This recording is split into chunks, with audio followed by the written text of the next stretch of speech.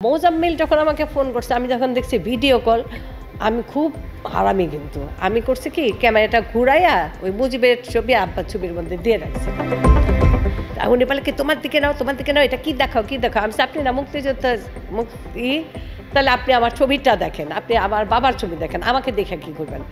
তখন উনি বলছে আমি তো লন্ডন থেকে ফোন করেছি, আমার লন্ডনের ফোন। এভাবেই অভিনেত্রী ইলোরা গহরকে ভিডিও কল দিয়ে উত্ত্যক্ত করতেন আওয়ামী লীগের এমপি ও সাবেক মুক্তিযুদ্ধ বিষয়ক মন্ত্রী আ.ক.ম মোজাম্মেল হক। তবে দেশের কথা ভেবে মোজাম্মেলের অবৈধ ডাকে সাড়া দেননি এই অভিনেত্রী। তখন যদি একটু আমি অন্যান্য নায়িকাদের যাদের নামে বিচার কার্যকর করতে বলছি, হ্যাঁ, তাদের মধ্যে একটু খালি ভেসে একটু গল্প করতাম, আমিও কোটিপতি হয়ে যেতাম।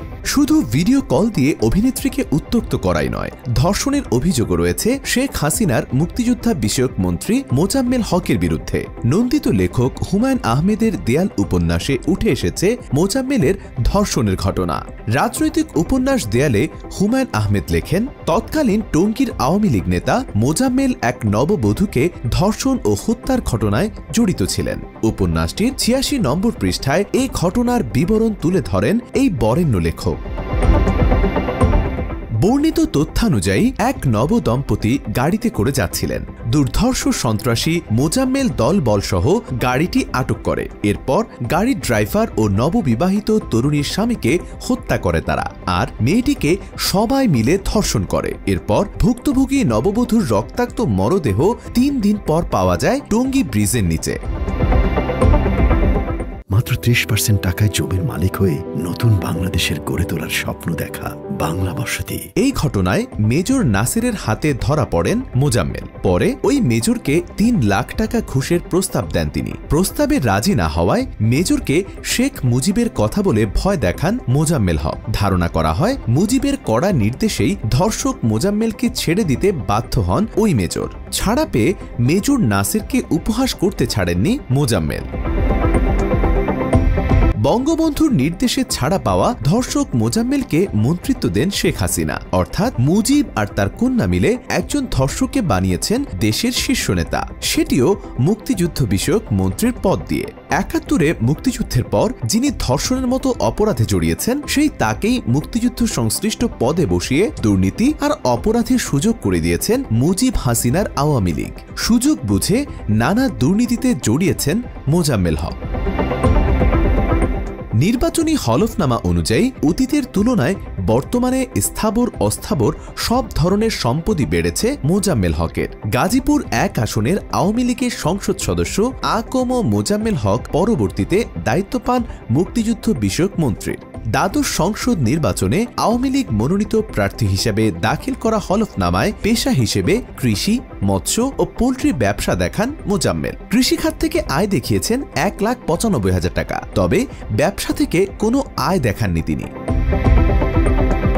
নবম জাতীয় সংসদ নির্বাচনে আ.ক.ম মোজাম্মেল হক হলফনামায় পেশা দেখান গাজীপুর জজ কোর্টের আইনজীবী। তখন পেশা থেকে বার্ষিক আয় ২,৩০,০০০ টাকা সহ মোট আয় দেখান ৫,৭১,৫০০ টাকা, আর নির্ভরশীল আয় উল্লেখ করেন ৯৪,৬৬৪ টাকা।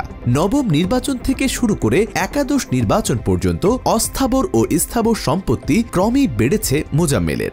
২০০৮ সালে তার কোনো গাড়ি ছিল না, তবে ২০১৩ সাল থেকে এখন পর্যন্ত তিনি ২টি গাড়ি ব্যবহার করে আসছেন। দ্বাদশ নির্বাচনের হলফনামায় মোজাম্মেল মোট আয় দেখিয়েছেন ২৫,৩৯,৮৮২ টাকা। এর মধ্যে কৃষিখাত থেকে ১,৯৫,০০০, ব্যাংকে আমানত ১৮,৯৯৪ টাকা এবং মন্ত্রী হিসেবে সম্মানী ভাতা বাবদ ২৩,২৫,৮৮৮ টাকা দেখান তিনি।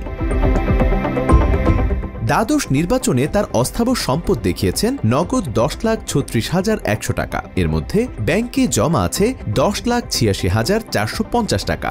ভাওয়াল প্রপার্টিজ লিমিটেডের শেয়ার আছে ২,৫০,০০০ টাকা। তার করমুক্ত গাড়ি আছে ২টি, যার মূল্য দেখিয়েছেন ৭৩,৫০,০০০। নিজ নামে স্বর্ণ আছে ৭ ভরি, আসবাবপত্র আছে ১,৫০,০০০ টাকার। স্থাবর সম্পদ আছে কৃষি জমি ৬৯১.০৮ শতাংশ, অকৃষি জমি ১০১.৪৮৫ শতাংশ, যার মূল্য দেখিয়েছেন ২০,৮৬,২০০ টাকা। 10 তলা ফাউন্ডেশন বিশিষ্ট দোতলা আবাসিক দালানের কথাও হলফনামায় উল্লেখ করেছেন তিনি, যার মূল্য 1,43,38,900 টাকা। 1,568 বর্গফুটের দোতলা দালান বাড়ির মূল্য 40 লাখ টাকা। তবে অভিযোগ রয়েছে হলফনামার এসব নামমাত্র সম্পদের বাইরে সম্পদের পাহাড় গড়েছেন মোজাম্মেল।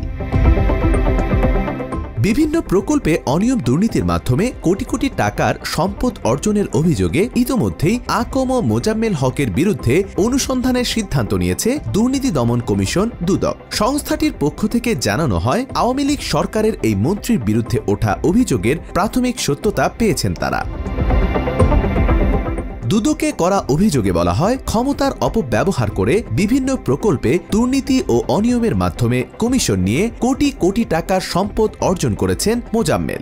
নিজ নামে গাজীপুরের জয়দেবপুরে 3 তলা ভবন, একই এলাকায় আরেকটি 2 তলা ভবন এবং নিজের নামে বিভিন্ন ব্যাংকে জমা ও বিনিয়োগ করেছেন তিনি। অভিযোগে আরও বলা হয়, মোজাম্মেল হকের নামে 2টি গাড়ি রয়েছে। গাজীপুরের বিভিন্ন মৌজায় 691.8 শতক জমি এবং 101.485 শতক অকৃষি জমি রয়েছে।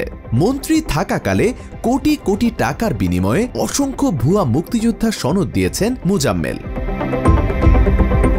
সম্প্রতি গাজীপুরে তার বাড়িতে বৈষম্য বিরোধী ছাত্র আন্দোলনের নেতাদের ওপর হামলাকে কেন্দ্র করে নতুন করে আলোচনায় এসেছেন মোজাম্মেল হক। ধর্ষণ, দুর্নীতি, উত্তক্ত নানা অপরাধে অপরাধী মোজাম্মেল হকের দৃষ্টান্তমূলক বিচার দাবি সাধারণ মানুষের। ফয়সাল ফাহাদ, বাংলা এডিশন।